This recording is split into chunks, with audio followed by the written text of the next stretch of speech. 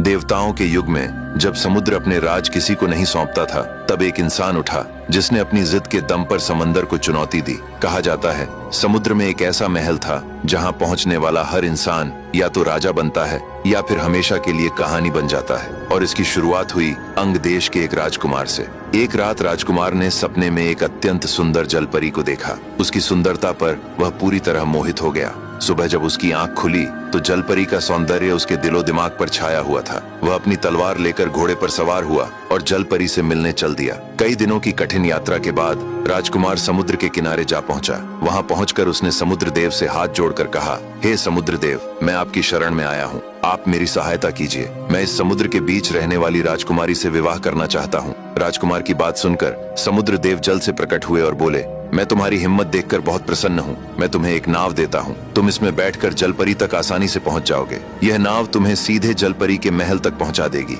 रास्ते में तुम्हें बड़े बड़े सर्प, मगरमच्छ, जहरीले जीव जंतु, राक्षस तथा खतरनाक दरियाई घोड़े मिलेंगे। तुम सबको मारते काटते हुए आगे बढ़ते जाना। समुद्र के बीच पहुँचते ही तुम्हें पानी पर तैरता हुआ एक सुंदर महल दिखाई देगा। महल के बाहर दो विशाल राक्षस पहरा देते मिलेंगे। तुम उनसे छिपकर महल के पिछले रास्ते से अंदर प्रवेश करना। महल के भीतर जलपरी एक पलंग पर सोती हुई मिलेगी। उसके पास पहुंचकर जैसे ही तुम जलपरी को छुओगे, वह उठकर बैठ जाएगी और तुमसे एक सवाल पूछेगी। अगर तुम जलपरी के सवाल का सही जवाब दे दोगे तो वह तुमसे विवाह करने को तैयार हो जाएगी। लेकिन यदि तुम उसका सवाल हल नहीं कर सके तो जलपरी तुम्हें तोता बनाकर अपने महल में हमेशा के लिए कैद कर लेगी। राजकुमार भयानक समुद्री दानवों से लड़ता हुआ आगे बढ़ा और अंततः महल में प्रवेश किया। वहां उसने देखा कि जलपरी सो रही है। जैसे ही राजकुमार ने उसे छुआ, जलपरी की नींद खुल गई। उसने कहा, मुसाफिर, आपका स्वागत है, बताओ किस उद्देश्य से आए हो। राजकुमार ने कहा, मैं आपसे विवाह करना चाहता हूँ। ये सुनकर जलपरी बोली, इसके लिए तुम्हें पहले मेरे लिए एक वस्तु लानी होगी। समुद्र के पश्चिम में आधे वर्ष की दूरी पर गंधर्वों का देश है। वहाँ की राजकुमारी 16 वर्ष की एक अत्यंत सुंदर कन्या है जो एक बेताल से प्रेम करती है। उस बेताल के पास एक मणि है। यदि तुम वह मणि मेरे लिए ले आओ तो समझो मैं तुम्हारी हो गई। राजकुमार ने जलपरी से वादा किया और भयानक समुद्री जीवों से भरे रास्तों को पार करता हुआ किसी तरह समुद्र से बाहर निकला। लंबी यात्रा के बाद वह थक गया और एक पेड़ के नीचे बैठकर विश्राम करने लगा।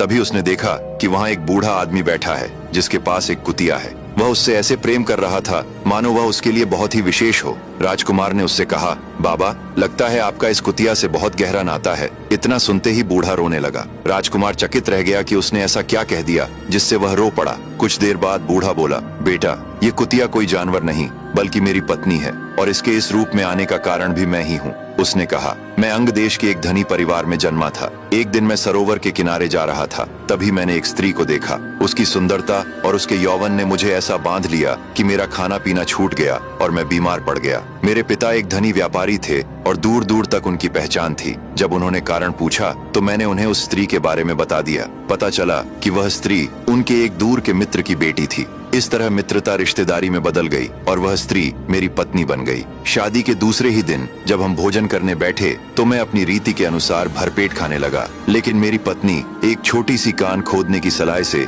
चावल के एक एक दाने उठाकर खाने लगी। ये देखकर मैं हैरान रह गया। उसने केवल 4-5 दाने खाए और उसका पेट भर गया, लेकिन मैंने कुछ नहीं पूछा, ये सोचकर कि शायद उसके यहाँ की यही रीति होगी। लेकिन दिन बीतते गए, वह बहुत कम खाती, फिर भी उसका शरीर पुष्ट रहता और चेहरा खिला हुआ रहता। एक दिन मैंने सुना कि मेरी 2 नौकरानियां आपस में बात कर रही थीं। मेरा मालिक कितना भोला है, जब वह सो जाता है तो उसकी पत्नी न जाने कहां चली जाती है और सुबह होते ही वापस आ जाती है। मैंने यह सुना और उसी रात सोने का नाटक किया। जब आधी रात हुई तो मेरी पत्नी उठी। मैं चुपचाप उसके पीछे चल दिया। मैंने देखा कि वह एक श्मशान में जा रही है। वहाँ पहुंचकर उसने कहा, मेरे प्रिय, आप कहाँ हो? देखो मैं आ गई। तभी एक विशालकाय नरभक्षी वहाँ आया। फिर दोनों बैठकर प्रेम पूर्वक बातें करने लगे। इसके बाद उन्होंने पास ही बनी एक ताजा कब्र से एक लाश निकाली और उसे नोच नोच कर खाने लगे। मैं अपनी पत्नी का यह रूप देखकर भयभीत हो गया और चुपचाप वहाँ से वापस आकर सो गया। कुछ ही देर बाद वह भी आई और मेरे पास सो गई। मुझे ऐसी मुर्दाखोर स्त्री के साथ सोना अच्छा नहीं लग रहा था और पूरी रात मैं इसी सोच में जागता रहा। अगले दिन हम फिर से साथ खाने बैठे। वह चावल के एक एक दाने को खाने लगी। मैंने उससे पूछा, तुम कुछ खाती क्यों नहीं? मैं देख रहा हूँ कि चावल के कुछ दाने खाकर ही तुम्हारा पेट भर जाता है, जबकि यहाँ खाने के लिए इतने सारे व्यंजन हैं। लेकिन शायद जो स्वाद मनुष्य के मांस में है वह इस भोजन में कहाँ है? इतना सुनते ही उसका चेहरा क्रोध से लाल हो गया। वह गरजते हुए बोली, अब भागे, तूने अपनी मौत बुला ली है। अब देख, तू इस काबिल नहीं रहेगा कि कुछ बोल भी पाए। इतना कहकर उसने एक मंत्र पढ़ा और कहा, तू इंसानी देह छोड़कर एक कुत्ता बन जा। मेरा रूप बदल गया और मैं रोने लगा। उसने मुझे डंडे से बहुत मारा, लेकिन किसी तरह मैं वहाँ से भाग निकला। अगर मैं नहीं भागता तो शायद मेरे प्राण ही निकल जाते। मैं भटकते भटकते एक व्यापारी के घर पहुँचा। वह व्यापारी भला इंसान था। उसने मुझे कुछ रोटियां खाने को दी और मैं उसके घर में रहने लगा। एक रात मैंने देखा कि आधी रात को व्यापारी की पत्नी चुपचाप निकल गई। मैंने भी उसका पीछा किया। वह एक बाग में पहुंची जहां एक तंदुरुस्त नौजवान युवक आया। दोनों प्रेम पूर्वक बातें करने लगे। फिर उन्होंने संबंध बनाए और सुबह होने से पहले वह वापस लौट आई। ये देखकर मैं हैरान रह गया। मेरा दुख तो मेरी पत्नी के कारण पहले से ही था, पर वह बेचारा व्यापारी भी मुझसे कम अभागा नहीं था। ये सिलसिला कई दिनों तक चलता रहा। एक रात जब वह स्त्री अपने प्रेमी के पास पहुंची तो देखा कि वह युवक जमीन पर पड़ा हुआ है। उसने उसे पुकारा, पर वह कुछ नहीं बोला, क्योंकि उसे सांप ने काट लिया था और उसकी मृत्यु हो चुकी थी। यह सब पास के एक पीपल के पेड़ पर बैठा एक पिशाच देख रहा था। उसी समय वह पिशाच उस युवक के शरीर में प्रवेश कर गया और फिर उसी रूप में उस स्त्री के साथ प्रेम करने लगा। थोड़ी ही देर बाद उसने स्त्री की नाक काट ली। वह चीखती हुई वहां से भागी और घर आकर देखा कि उसका पति गहरी नींद में सो रहा है और वह चुपचाप उसके पास लेट गई। कुछ देर बाद वह जोर जोर से रोने लगी। आसपास के सभी लोग इकट्ठा हो गए। तब स्त्री ने कहा, इन्होंने मेरी नाक काट दी है। व्यापारी बार बार कहता रहा कि उसने कुछ नहीं किया, लेकिन यह बात राजा तक पहुंच गई। राजा को इतना क्रोध आया कि उसने उस निर्दोष व्यापारी को मौत की सजा सुना दी और इस तरह एक निर्दोष व्यक्ति की मौत हो गई। मैं ये सब भीड़ में खड़ा देखकर सोच रहा था कि स्त्रियां कैसी कैसी हो सकती हैं। इन घटनाओं से टूटकर मैं वह घर छोड़कर जादू से ग्रस्त कुत्ते के रूप में भटकते भटकते एक वैद्य के घर के सामने जा पहुंचा। वह वैद्य अपने छोटे से दवाखाने में जड़ी बूटियों और औषधियों का काम करता था। मुझे देखकर उसे दया आ गई तो उसने मुझे वहीं रहने दिया। मैं उसकी दुकान की रखवाली करने लगा। वह मुझे खाने को देता और कभी कभी अपने घर भी ले जाता। एक दिन वैद्य ने अपनी बेटी को बुलाया। तब उसकी बेटी ने संकोच से कहा, पिताजी, मैं किसी पराये इंसान के सामने कैसे आऊं? वैद्य चौंक गया और बोला, यहाँ पराया कौन है? मैं हूँ और ये कुत्ता। तब बेटी मुस्कुराकर बोली, पिताजी, ये कोई साधारण कुत्ता नहीं है, ये जादू से बदला हुआ इंसान है। ये सुनते ही वैद्य हैरान रह गया। उसकी बेटी ने अभिमंत्रित जल तैयार किया और मुझ पर मंत्र पढ़कर छिड़क दिया। देखते ही देखते मैं फिर से इंसान बन गया। तब मैंने उस सुंदरी को अपनी पूरी कहानी सुना दी। वह बोली, मुझे तुम्हारी पत्नी के बारे में सब पता है। हमने एक ही जादूगरनी से विद्या सीखी थी, लेकिन उसने इंसानों की मर्यादा तोड़ दी। वह एक राक्षस के प्रेम में पड़ गई थी, इसलिए हमने उससे नाता तोड़ लिया। लेकिन अब चिंता मत करो, मैं तुम्हारी मदद करूंगी। उसने मुझे एक छोटी सी बोतल में अभिमंत्रित जल दिया और कहा, इसे अपनी पत्नी पर छिड़कना और जो भी रूप देना चाहो उसका नाम ले लेना। मैं वह जल लेकर अपने घर पहुंचा। मेरी पत्नी को मेरे लौटने का जरा भी अंदाजा नहीं था। मुझे जीवित सामने खड़ा देखकर वह डर गई। उसके भागने से पहले ही मैंने उस पर जल छिड़कते हुए कहा, कुत्तियां बन जा, और पल भर में वह कुत्तियां बन गई। उस दिन से मैं इसे अपने साथ लिए घूमता हूँ। ये पूरी कहानी मैंने तुम्हें सुनाई ताकि तुम समझ सको कि इस संसार में न्याय और अन्याय का चक्र कैसे घूमता है। बूढ़ा राजकुमार से बात कर ही रहा था, तभी एक पिशाचिनी हाथ में बड़ी तलवार लिए उनकी ओर आई और गरज कर राजकुमार से बोली, बताओ, तुमने मेरे बच्चे को क्यों मारा? राजकुमार यह सुनकर हक्का बक्का रह गया। उसने कांपती आवाज में कहा, मैंने किसी का वध नहीं किया। तब पिशाचिनी क्रोध से दहाड़ उठी और बोली, जब तुम उस बूढ़े की कहानी सुन रहे थे तब तुमने खजूर खाया और उसकी गुठलियां इधर उधर फेंक दी। उन्हीं में से एक गुठली मेरे बच्चे की आंख में लगी, जिससे उसकी एक आंख फूट गई। अब या तो तुम मेरे बच्चे की आंख ठीक करो या अपनी जान देने के लिए तैयार हो जाओ। भय से कांपते हुए राजकुमार ने कहा, यह सब मुझसे अनजाने में हुआ है, क्या इसका कोई और उपाय नहीं? तब पिशाचिनी ने कहा, इसका एक उपाय है, एक जादुई जड़ी बूटी निशारसा। यह जड़ी साल में केवल एक बार पूर्ण चंद्रमा की रात को खिलती है, लेकिन वह किसी साधारण जगह पर नहीं, वह 7 पहाड़ों के पार और समुद्र की गहराइयों के नीचे बसे एक प्राचीन और रहस्यमय लोक सप्तशैल समुद्र लोक में छिपी है। प्राचीन ग्रंथों में लिखा है कि वहाँ जादू और प्रकृति एक दूसरे में घुले हुए हैं। निशारसा की रखवाली एक रहस्यमयी बिस्कन्या करती है और उसे पाने के लिए कई जादुई पहरेदारों और घातक चुनौतियों से गुजरना पड़ता है। अगर उसे तुम ले आओ तो मेरे बच्चे की आंख ठीक हो जाएगी।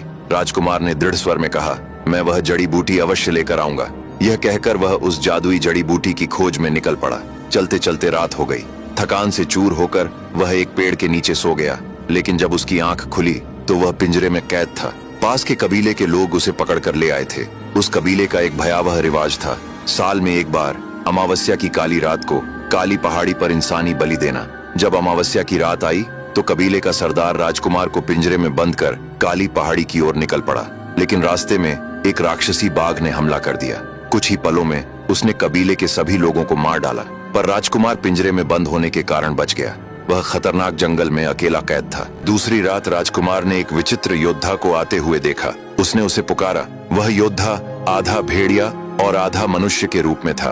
वह राजकुमार के पास आया। राजकुमार ने उसे अपनी सारी व्यथा सुनाई। योद्धा ने उसे पिंजरे से बाहर निकाला और कहा, भाई, तुम्हारी कथा तो बड़ी विचित्र है। मैं पास के राज्य की उत्तर दिशा का रक्षक हूँ। मैं तुम्हारी सहायता करूंगा। यदि तुम पैदल समुद्र लोक जाओगे तो 60 वर्ष लग जाएंगे। इस तरह तुम्हारी पूरी जिंदगी ही बीत जाएगी। लेकिन एक उपाय है, तुम मेरे राज्य चलो। हमारे राज्य में साल में एक बार एक प्रतियोगिता होती है। इस प्रतियोगिता में दूर दूर से सरदार, राजा, वीर योद्धा, राजकुमार और महारानियां एकत्र होती हैं। समुद्र लोक के पास की रानी रूपलेखा भी आती है, जो अपनी सुंदरता के लिए विख्यात है। यदि तुम्हारी किस्मत अच्छी रही और महारानी तुम्हें अपने साथ ले जाना चाहे तो तुम कुछ ही महीनों में वहां पहुंच जाओगे। राजकुमार उसके साथ एक विशाल भेड़िए पर सवार होकर चल दिया। कुछ दिनों बाद वह समय आ गया जब प्रतियोगिता होने वाली थी। कई देशों के योद्धा, राजकुमार, राजकुमारियां, रानियां और सरदार आने लगे। चारों दिशाओं से लोग इस प्रतियोगिता में पहुंचे, जिनमें रानी रूपलेखा भी आईं। उनकी सुंदरता के आगे तो अप्सराएं भी फीकी पड़ जाती थीं। सभी ने अत्यंत आदर के साथ उनका स्वागत किया। फिर तरह तरह की प्रतियोगिताएं हुईं, जिनमें दूर दूर से आए योद्धाओं ने खूनी खेल खेले। प्रतियोगिता समाप्त होते ही उस योद्धा ने राजकुमार का रानी रूपलेखा से भेंट कराया और उसके बारे में सब कुछ बताया। रानी एक पल के लिए चुप रही, फिर न जाने क्यों उन्होंने कहा, ठीक है, मैं तुम्हें अपने साथ ले चलूंगी, लेकिन वहां किसी जीवित इंसान को ले जाना आसान नहीं है। रास्ता बहुत ही खतरनाक है। हर कदम पर मौत इंतजार करती रहती है। यदि तुम्हारा भाग्य सही रहा तो तुम वहां पहुंच जाओगे।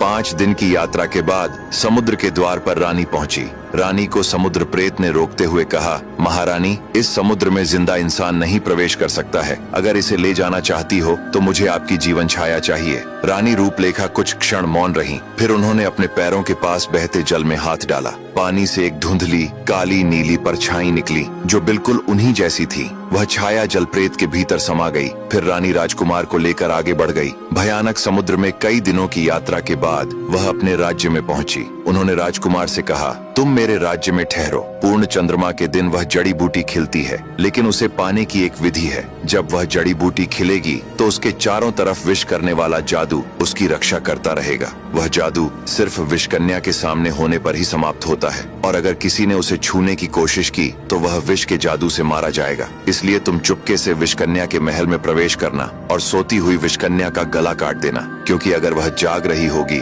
और तुमने उसकी आंखों में देख लिया तो तुम पत्थर बन जाओगे। उसने कई मुसाफिरों को पत्थर बनाकर अपने महल में कैद कर लिया है। फिर उसके कटे हुए सिर को लेकर जड़ी बूटी के पास जाना, उसके सिर को जड़ी के सामने रखना। इससे जादू का असर खत्म हो जाएगा और तुम उसे आसानी से लेकर आ सकोगे। राजकुमार ने सारी बातें जान ली और निकल पड़ा। विषकन्या पलंग पर सो रही थी। राजकुमार ने ऐसा वार किया कि उसका सिर एक ही बार में धड़ से अलग हो गया। फिर उसने उस सिर को जड़ी बूटी के सामने ले जाकर रखा। जैसे ही ऐसा किया, जड़ी बूटी की जादुई घेरा टूट गई और राजकुमार उसे लेकर रानी के पास पहुंचा। यह जानकर रानी बहुत खुश हुई कि राजकुमार वापस आ गया है। फिर उन्होंने अपनी एक रक्षिका को आदेश दिया कि राजकुमार को सुरक्षित उसके देश छोड़कर आओ। रक्षिका के साथ यात्रा करके राजकुमार 7 दिनों बाद अपने राज्य में पहुंचा। फिर वह जड़ी बूटी लेकर पिशाचिनी के पास गया। उसे पाकर पिशाचिनी बहुत खुश हुई। उसे लगाते ही उसके बच्चे की आंख ठीक हो गई। फिर राजकुमार बेताल की मणि की तलाश में आगे बढ़ गया। चलते चलते वह थक गया और एक पेड़ की छांव में आराम करने लगा। तभी उसे किसी स्त्री के रोने की आवाज सुनाई दी। राजकुमार ने ध्यान दिया कि यह आवाज पास में बने एक कब्रिस्तान से आ रही है। वह तुरंत वहां पहुंचा और जमीन की मिट्टी हटाने लगा। मिट्टी के नीचे एक सुंदर स्त्री दबी हुई थी। राजकुमार ने उसे बाहर निकाला और पूछा, हे देवी, आप कौन हैं और आपकी यह दशा कैसे हुई? स्त्री ने कहा, मुसाफिर, मेरी कथा बहुत दुखद है। मैं एक साहूकार की बेटी हूँ। मेरा विवाह एक व्यापारी के पुत्र से हुआ था। हम दोनों प्रेम पूर्वक जीवन व्यतीत कर रहे थे। एक दिन हमारे घर एक नौजवान योगी आया। वह गंधर्व देश का निवासी था। उसकी पत्नी का नाम रूपसेना था, जो अत्यंत सुंदर थी। एक रात योगी अपनी पत्नी के साथ घर की छत पर खुले आकाश के नीचे सो रहा था। तभी आकाश में विचरण करता हुआ एक गंधर्व वहां आया। वह रूपसेना की सुंदरता पर इतना मोहित हो गया कि उसे अपने साथ उड़ाकर ले गया। जब योगी की नींद खुली और उसने अपनी पत्नी को न पाया तो वह गहरे शोक में डूब गया और मरने को भी तैयार हो गया। लेकिन लोगों के समझाने पर उसने धैर्य रखा और अपनी पत्नी की खोज में भटकने लगा। इसी भटकन में वह मेरे द्वार पर पहुंचा। उसे भूखा देखकर मैंने उसे एक कटोरा भरकर खीर दी। फिर वह उसे पास के सरोवर के किनारे ले गया। कटोरा एक पेड़ के नीचे रख दिया और सरोवर में हाथ मुंह धोने चला गया। उसी समय एक चील एक सांप लेकर वहां आई और उस पेड़ की डाल पर बैठकर सांप को खाने लगी। सांप के मुंह से जहर टपक कर खीर के कटोरे में गिर गया। योगी को इसका कुछ भी पता नहीं था। उसने वही खीर खा ली। जहर का असर होते ही वह तड़पने लगा और दौड़ता हुआ मेरे घर आया। वह बोला, तूने मुझे जहर दे दिया है। इतना कहते ही वह मेरी चौखट पर गिर पड़ा और उसकी मृत्यु हो गई। तभी आसपास के लोग इकट्ठा हो गए और मुझे योगी की मृत्यु का दोषी मानकर यहाँ लाकर जमीन में गाड़ दिया। पर शायद ऊपर वाले को मेरी बेगुनाही पता थी, इसलिए आप समय पर यहाँ पहुँच गए। यह सब सुनकर राजकुमार ने स्त्री को आश्वासन दिया कि वह उसे सुरक्षित उसके घर पहुँचा देगा। कुछ दिनों की कठिन यात्रा के बाद दोनों उसके घर पहुँचे। घर पहुंचकर स्त्री ने राजकुमार से पूछा, आप किस उद्देश्य से निकले हैं? तब राजकुमार ने बताया कि उसने स्वप्न में एक सुंदर जलपरी को देखा था और उससे विवाह करने की अभिलाषा लेकर समुद्र देव से सहायता मांगी। समुद्र देव की कृपा से वह जलपरी तक पहुंचा, पर जलपरी ने एक कठिन शर्त रख दी।